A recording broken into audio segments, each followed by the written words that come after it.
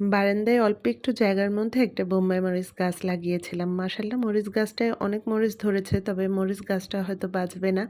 আর এখন পর্যন্ত মরিচ গাছটা থেকে কোনো মরিচ ছেঁড়া হয়নি। আজকে ১ম বিসমিল্লাহ বলে ২ টা মরিচ ছিঁড়লাম। আপনারা কেউ জেনে থাকলে জানাবেন যে প্রচণ্ড রোদের তাপে কি গাছ মারা যায়? সকালবেলা সূর্য ওঠে তখন থেকে একদম ১১টা ১১:৩০ পর্যন্ত এই গাছের উপর প্রচণ্ড রোদের তাপ থাকে। এখন রৌদ্রুর কারণে নাকি এসির কারণে গাছটা নষ্ট হয়ে যাচ্ছে বুঝতে পারছি না।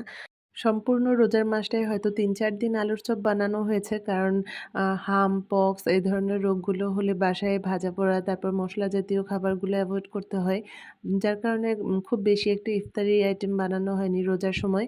আর আজকে অনেকদিন ধরে একটু আলুর চপ খেতে ইচ্ছে করছিল। তো ভাবলাম যে একটু বোম্বাই মরিচ দিয়ে আলুর চপ বানাই। যার কারণে গাছ থেকে মরিচ নিয়ে এসেছি। জানি না ঝাল কেমন হবে। তো এইখানে বেশি করে পেঁয়াজ, বেরেস্তা, তারপর ধনিয়াপাতা, বোম্বাই মরিচ, একটু গরম মসলা দিয়ে খুব মজা করে ভর্তাটা বানিয়েছিলাম।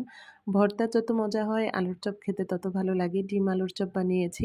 সন্ধ্যায় নাস্তায় ছিল ডিম আলুর চপ। ডিম আলুর চপ কার, কার পছন্দ বলেন তো?